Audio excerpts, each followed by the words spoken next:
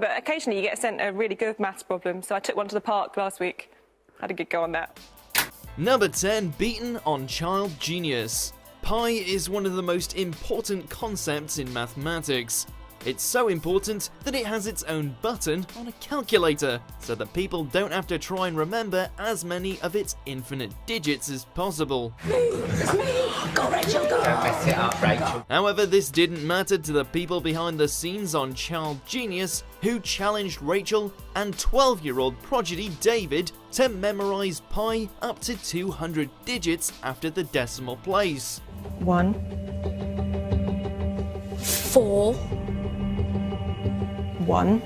Unfortunately for her, Rachel slipped up after just a few, allowing David to clinch an easy victory. 5. It's not often she's wrong though. I remembered much more than that! Number 9, room scan. During her stint on The Gadget Show, Rachel continued the series' legacy of finding an easier way to do things with gadgets, or sometimes a much more complicated way to do them. Nice to see you all kitted up with your tool belt there. You know me. But you can take it off. Going up against Mark Miller, veteran DIY SOS builder, they compete to remodel a home in the easiest and most effective way. Actually, I think I've got something better than that. She shows off the app RoomScan, which manages to accurately measure a room just by holding up your device to the walls, as well as using a quadcopter to take aerial photos of the roof. Pains us impressed. What's your measurement? 2.4. What have you got? 2.4. Number 8, putting the bouncer syndrome in Room 101.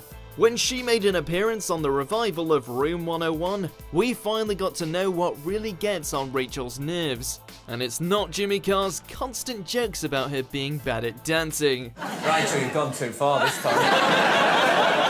The thing she really hates is people who think they're more important than they actually are just because they're in uniform. She tells a story of how a supermarket worker refused to sell her 21-year-old brother a 4-pack of beer because he didn't have an ID, despite being completely covered in tattoos. One of my main rules in life is don't argue with an idiot, and I broke that rule that day.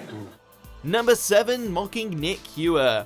It's not only the Cats version that has all the laughs. Regular Countdown has a fair few funny moments as well. When discussing iconic pop artist Andy Warhol, whose works of art are some of the most recognizable images in the world, Nick expresses his disdain for the pop art movement. Is it a triumph of marketing and imagination over pure talent? Rachel defends Warhol's iconography, but takes it one step further and tells Nick, The only creative thing I've seen you do, Nick, was on the Bake Off. That was awful. I've only just come out of therapy. and to be fair, he was kind of rubbish on that, but he takes it well. I'm very worried about my cakes. I don't think they're cooked. Jack the Ripper. Number 6, Street Fighter 2 Turbo. When Riley went toe-to-toe with Russell Howard on Dara O'Brien's Go 8-Bit, it became obvious that she has clearly played Street Fighter 2 Turbo before, because she completely destroys him. Russell's guile is absolutely no match for Rachel's Chun-Li, as twice in a row she beats him without him managing to get even one hit in. Their entire competition is over in less than a minute, and Rachel has another skill to add to her repertoire. At least Russell's not a sore loser and finds humour in his embarrassing defeat. And do you know what was really funny? You won't pick this up on the microphone, but Rachel was whispering, "You've got nothing." Number 5, Innuendo Bingo. It's the BBC Radio 1 game that really popularised celebrities spitting at each other, and Rachel's been on and played it twice. And is Alicia about to go down in Emmerdale? Mouthful of water, she battles Chris as they try not to laugh at the various innuendos played for them over the speakers. It's amazing. My father-in-law, his favourite thing to do is to spit roast anything. You'd think that spending so much time trying not to laugh at inappropriate words on Countdown would make her a bit better at this, but she simply can't hold it in when listening to recordings of herself saying potentially inappropriate things. Cool, so I'll pull Stephen Kaz off.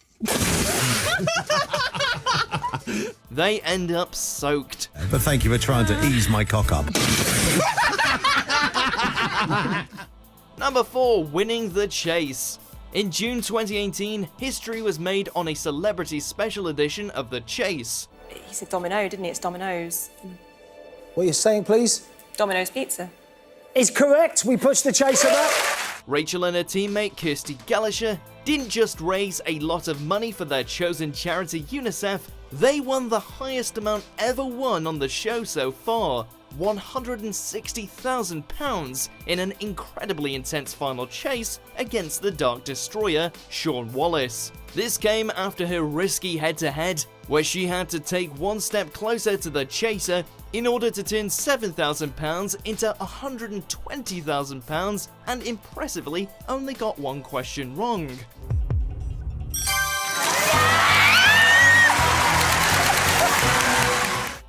Number 3, no friends. While there's no shortage of brilliant moments on Countdown's evil late-night twin, this one is definitely at the top. Well, let's check in with the maths. Rachel, could it be done? Impossible. Yeah.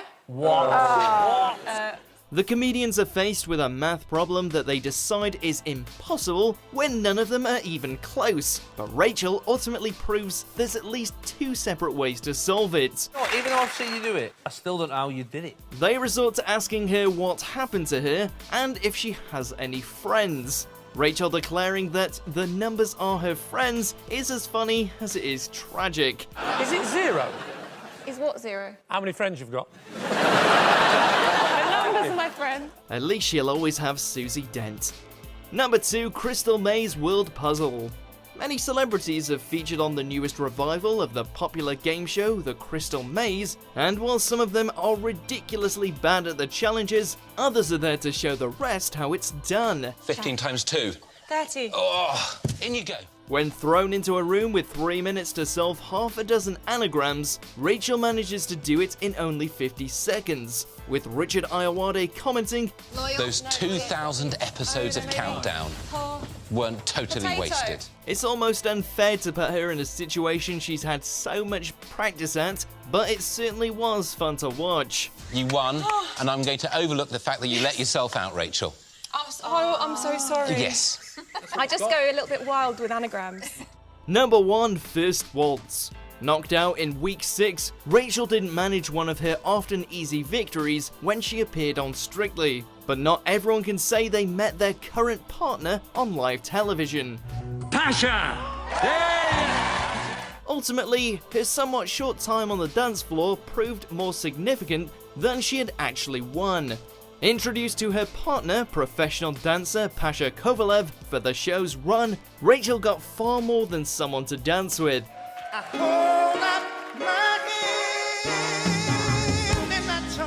While they didn't take home the title, their first waltz together is certainly a moment they'll never forget.